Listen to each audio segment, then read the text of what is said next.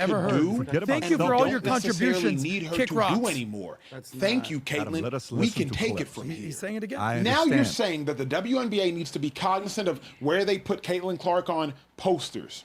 The WNBA and the officials need to alter the rules for Caitlin Clark. The WNBA and opposing players need to treat Caitlin Clark more gently. Caitlin Clark's coach needs to be cognizant of how she talks to her in public. Okay, watch this. Do you see the foul that this other girl did on Caitlin Clark and is pushing the head down? A former NFL player recently argued that the WNBA has reached a point where it no longer requires Caitlin Clark.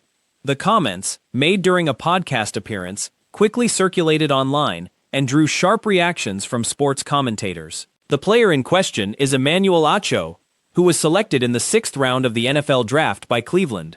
His playing career was brief and marked by injuries. He never held a steady starting role for a full season and was traded multiple times before exiting the league. Watch this. Do you see the foul that this other girl did on Caitlin Clark and is pushing the head down? Yeah, knee her in the crotch, too. Yeah, and you're watching this, the Caitlin Clark foul, take the T out, foul, and you look at this, you're like, wait a minute, what the hell is this? And she's smiling at her while she's doing this. You know, with the what do you call it? With the hand on the face. Tom, first of all, before we find that clip, what do you think about what she's saying right here? What he's saying here about Caitlin Clark? Right there. Watch this. This is it. Look at that. And there's even another clip of her looking at her and smiling. He has since transitioned into media work as a commentator and podcast host. In his remarks, Acho claimed that Clark has become more of a distraction than a benefit to the league at this stage, suggesting that other players such as Asia Wilson, Olivia Miles, Paige Buchers, and Kelsey Mitchell deserve more attention now that audiences are paying attention to the sport.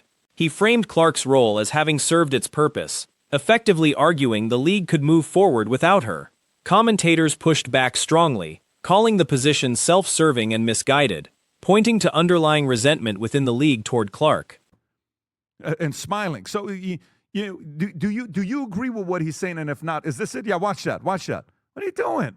What's the purpose of that? Tom, go ahead.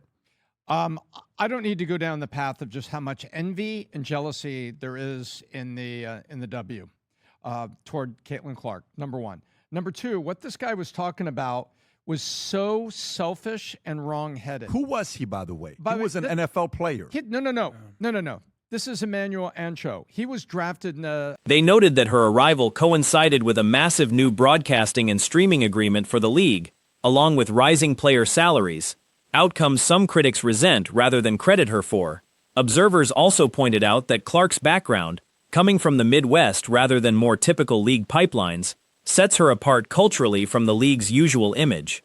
To support their argument, commentators cited league-wide growth figures from before and after Clark's arrival. Average national television viewership per game rose from roughly 462,000 in the 2023 season to 1.32 million the following year, an increase of about 186%. This is Emmanuel Ancho. He was drafted in the He was drafted in the 6th round by Cleveland. He barely played. He was hurt, and he never. He was an NFL player. Barely. He didn't play a full season. He got traded 3 times. So he tried to make it going in on in this the guy, NFL. right? No, he tried to make it in the NFL, and either his body or his talent didn't get him there, one or the other. But he never had an enduring position on one team for like a full season without getting hurt in anything. And Average per game attendance climbed 48%, from 6,615 to 9,807 fans, while total season attendance rose a comparable 48%, from 1.59 million to 2.35 million. Sold-out games jumped from 45 to 154, a 242% increase.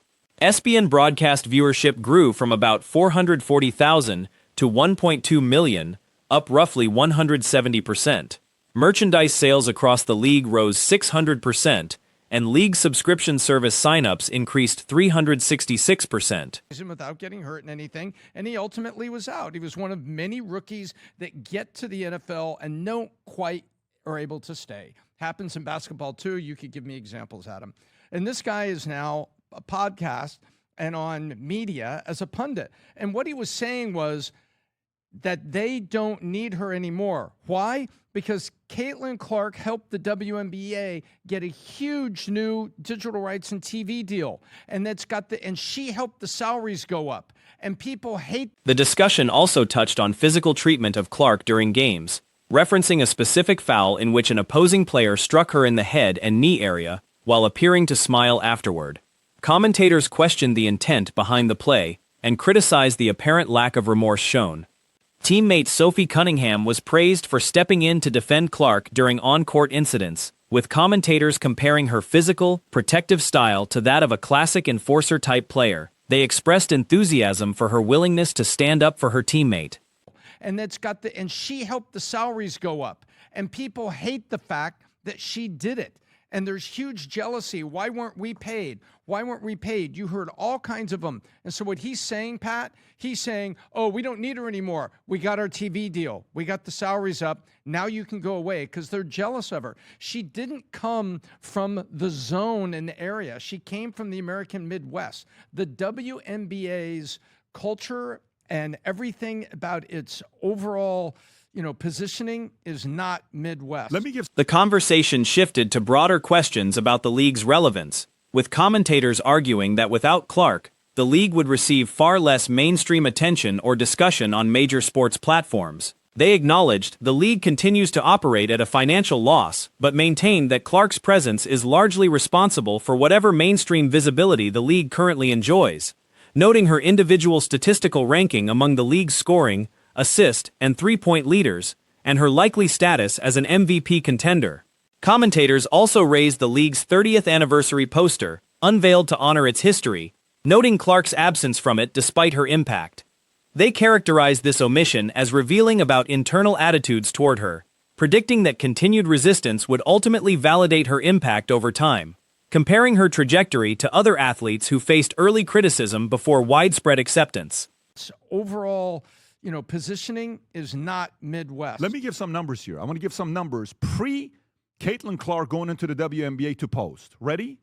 2023. She went in 2023.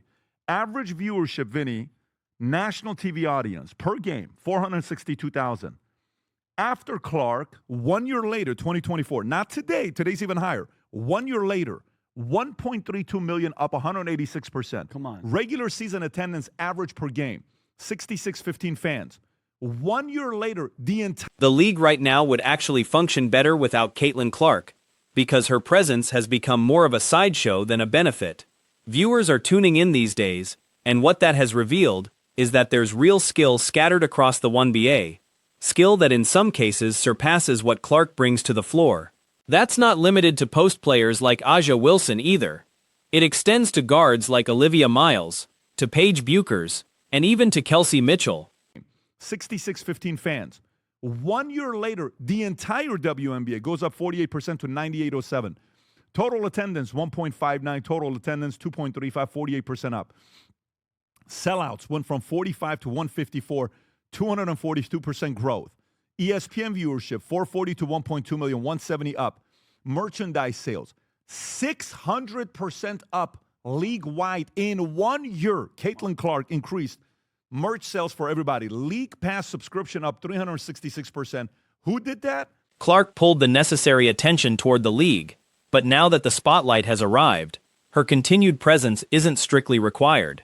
Cam Newton drew backlash from Clark supporters after remarks he made recently, but his underlying point wasn't entirely off base.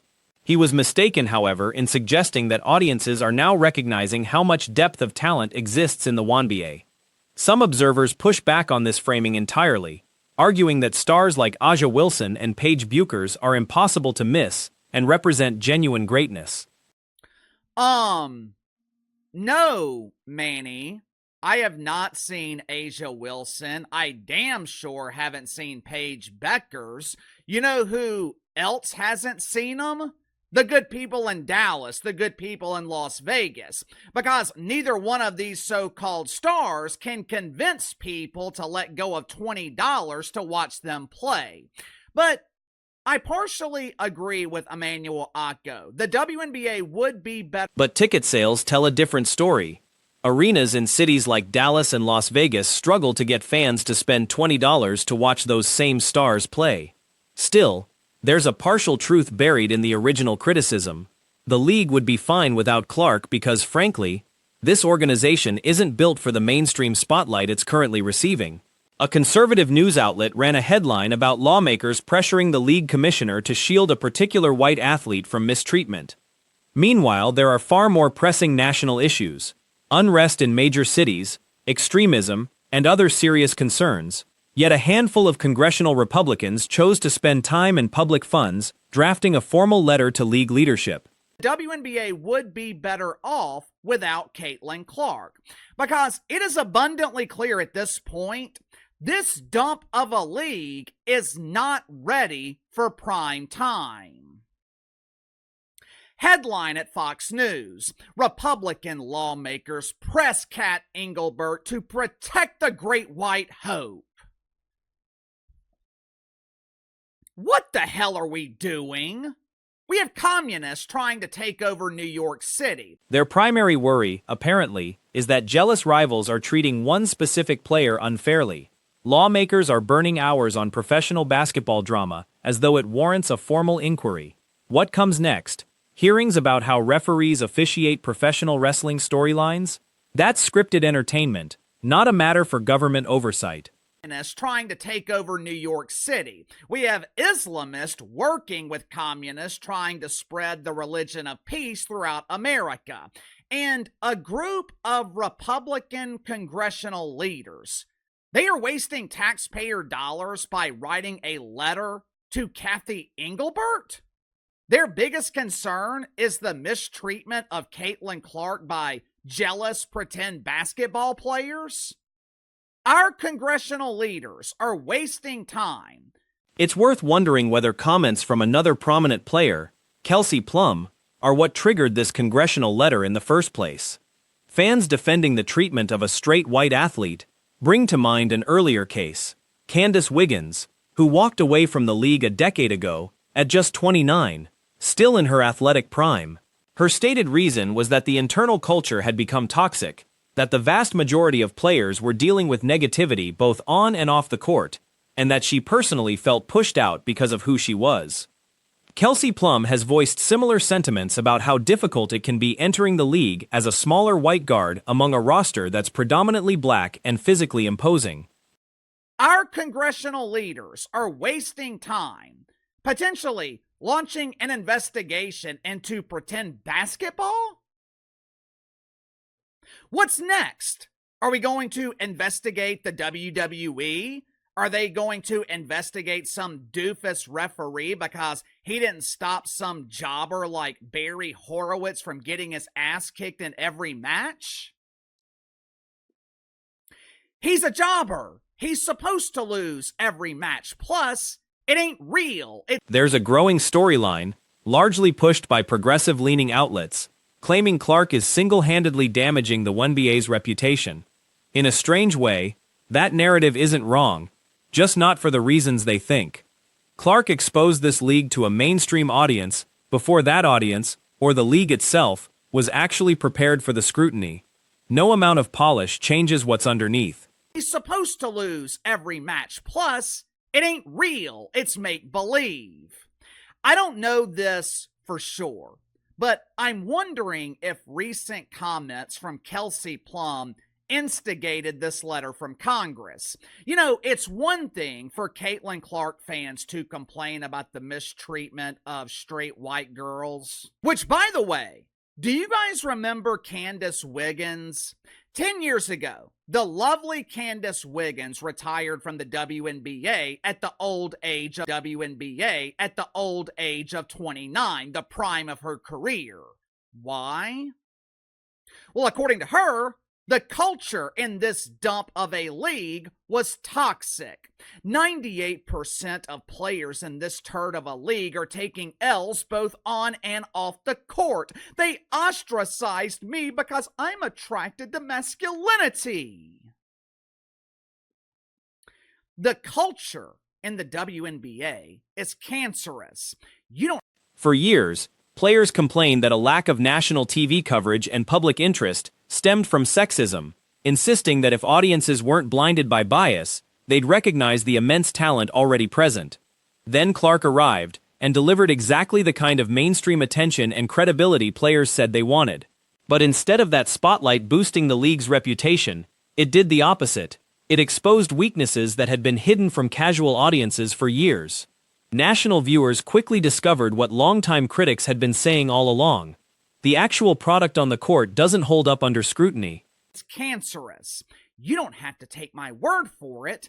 Listen to Kelsey Plum. Watch for yourself. And then I don't think it helps being a 5'8" white girl coming into the league with 85% black women that want to take your head off. Before we go any further, I just wanted to remind you guys again, I'll be heading out of town after this video. There will be no videos Friday and Saturday, but I should see you guys on Sunday afternoon. There is a growing narrative, mainly throughout the woke media, that Caitlin Clark is ruining the... So ironically, the commentators saying Clark ruined the league by exposing it have a point, just aimed at the wrong target. They keep blaming Clark's fan base, often characterized dismissively as a particular racial demographic, instead of examining the league itself. An ESPN-affiliated writer reportedly tried to discredit this line of criticism on social media recently, attacking credibility rather than engaging with the substance of the argument. Is ruining the WNBA. And in their minds, from what they perceive the WNBA to be, they're not wrong. Caitlin Clark has ruined this league because she elevated this toxic turd into the mainstream before pretend basketball was ready to be a mainstream product. It doesn't matter how much polish you put on the WNBA turd. At the end of the day, it's still a stinky turd. The basketball in this... That writer works for a division of ESPN focused on race-related coverage, which, in this view, explains the reflexive defense of the league, a pattern of treating basketball criticism as inherently racialized. Misplaced blame, according to this argument, is exactly why the league never improves. Instead of confronting internal issues, it's easier to point fingers at sexism, toxic masculinity, or Clark's supporters, even to the point of pushing her out entirely, which some believe is already happening.